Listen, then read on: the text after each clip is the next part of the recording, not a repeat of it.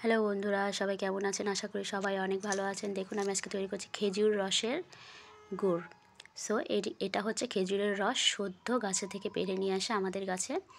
সেই খেজুরের রসকে আমি খেজুর গুড় কী করে তৈরি করছি গাইস দেখতে থাকুন। এটা করতে কিন্তু অনেক পরিশ্রম এবং অনেক ধৈর্যের প্রয়োজন, ঠিক আছে? অনেক সময়ের প্রয়োজন, অনেক ধীরে ধীরে করতে হয়। সো অনেক ধৈর্যের এবং সময়ের প্রয়োজন। সো আমি রসটাকে জ্বালিয়ে নিচ্ছি, আর রসের ওপর থেকে যে ফেনা ফেনা সাদা অংশটা উঠে আসে সেটা যেন পড়ে না যায় বা রসটা যেন পড়ে না যায়, সেই জন্য এটা খেজুরের পাতা বা খেজুরের ডাল দিয়ে নেড়ে চেড়ে নিচ্ছি। সো উপরের যে সাদা অংশটা গায়ে দেখতে থাকুন, আমি সাদা অংশটাকে আমি ছাঁকনি দিয়ে তুলে ফেলে দিব বা একটা রেখে দিব। সো এটা চুলাতেই জাল দিতে হয়। সো আমি চুলায় জাল দিয়ে নিচ্ছি গাইস, দেখতে থাকুন খেজুরের রস থেকে খেজুরের গুড় কী করে তৈরি করা হয় বা খেজুরের লালি কী করে তৈরি করা হয়, ঠিক আছে গাইস দেখতে থাকুন। একদম আমাদের গাছের খেজুরের রস, এতে কোনো ভেজাল নেই, একদম নির্ভেজাল, ঠিক আছে? একদম এক নাম্বার যেটাকে বলা হয়। বাজারে তো বেশিরভাগ 2 নম্বর 3 নাম্বার এমনকি 4 নাম্বার 5 নাম্বার পর্যন্ত গুড় পাওয়া যায়, কিন্তু এটা কিন্তু একদম 1 নাম্বারের উপরে। সো এই রসটাকে আমি ভালো করে জ্বালিয়ে নিব।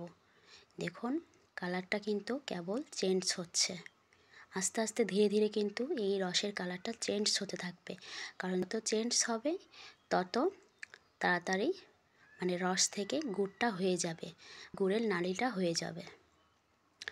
সো আমি আজকে তৈরি করছি, দেখুন কালারটা জাস্ট ওয়াও।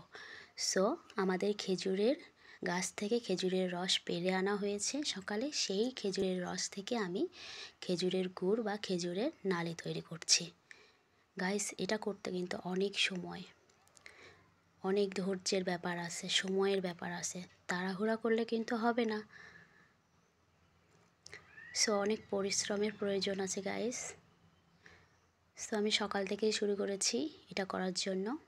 তবে হ্যাঁ, আপনারা এটা করার জন্য বসে থাকতে হবে না, ঠিক? এই গুড়টা চাপিয়ে মানে এই রসটা চুলায় চাপিয়ে দিয়ে অনেক কাজ করতে পারেন। সো আমি এই রসটাকে চাপিয়ে দিয়ে অনেক কাজ করেছি, সংসারের অনেক কাজ করেছি। আমার ছোটো বাচ্চাকে খাওয়ানো, পড়ানো, ঘুম পাড়ানো, স্নান করানো, রান্না বান্না, অন্য সব কাজ বাদ বাকি সব কাজ করেছি। প্লাস মাঝে মাঝে এসে আমি চুলার জালটাকেও ঠিক করে দিচ্ছি। গুড়টাকে মানে রসটাকে জ্বালানোর জন্য বসে থাকার কোনো প্রয়োজন নেই, কারণ এটা তলে লেগে যাবার কোনো ভয় নেই, কারণ এটা রস, ঠিক আছে?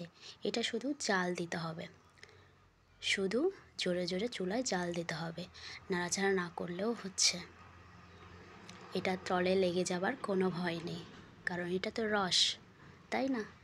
যত জোরে জ্বলবে তত তাড়াতাড়ি হবে, যত ধীরে জ্বলবে তত ধীরে ধীরে হবে। সো জোরে জোরে জাল দিতে হবে। সো কালার যাচ্ছে একদম গুড়ের কালার কিন্তু আসতেছে। সো দেখুন কড়াইয়ে কিন্তু দাগ আছে, ওই পর্যন্ত রস ছিল যে পর্যন্ত দাগ দেখতে পাচ্ছেন। সো আমার কিন্তু মোটামুটি হয়ে যাওয়ার মধ্যে হয়ে গেছে আর কি। আমি এরকম ঝোলঝোলই নামাবো গাইস, কারণ আমরা ঝোলঝোল করেই খাবো। এই মানে খেজুরের রসের গুড়ের ঝোল দিয়ে আপনারা বিভিন্ন ধরনের পিঠা, মিষ্টি, বিভিন্ন কিছু তৈরি করতে পারেন, ঠিক আছে? সো আমি কিন্তু নামিয়ে নিয়েছি গাইস, দেখতে থাকুন কালারটা জাস্ট ওয়াও এসেছে। আপনি এই গুড়ের রস দিয়ে বা রস গুড় দিয়ে আমি কিন্তু মূলত নালি তৈরি করেছি, আপনারা কিন্তু গুঁড়ো তৈরি করতে পারেন। গুড় তৈরি করতে গেলে আরও অনেক পরিমাণ চুলায় জাল দিতে হবে। চুলায় জাল দেওয়ার পর তারপরে এটা ভাবে পরিবেশন করতে পারেন। সো আমরা যেহেতু আমাদের ফ্যামিলি যেহেতু এরকমটাই খাবে, নালি সিস্টেম, সো আমি এরকমটাই নামিয়েছি। এটা যত সময় যাবে তত আরও গাঢ় হবে। সো এইমাত্র আমি ঠান্ডা করে আমি কোটায় ভরে রাখছি।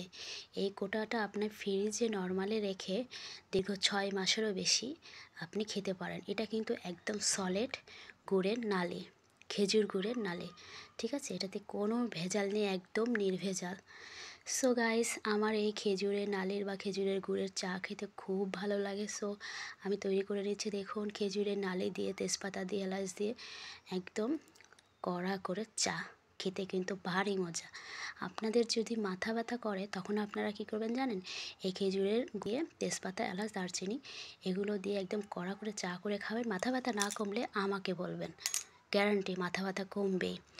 সো আমার একটু কম হয়ে গেছে, তাই জন্য আমি আরেকটু নালি দিয়ে দিলাম, খেজুর গুড়ের নালি, যেটা দিয়ে আমি চা করে খাবো এবং খুব মজা এবং খুব শান্তি পাবেন। গলা ব্যথা করলে গলা ব্যথা কমে যাবে, প্লাস আপনার মাথা ব্যথাও কমে যাবে। মাথা ব্যথা আর গলা ব্যথা না কমলে আমাকে বলবেন গাইস। আমি নামিয়ে নিচ্ছি। একদম শুদ্ধ গুড়ের খেজুরের নালির আমি চা করে নিলাম।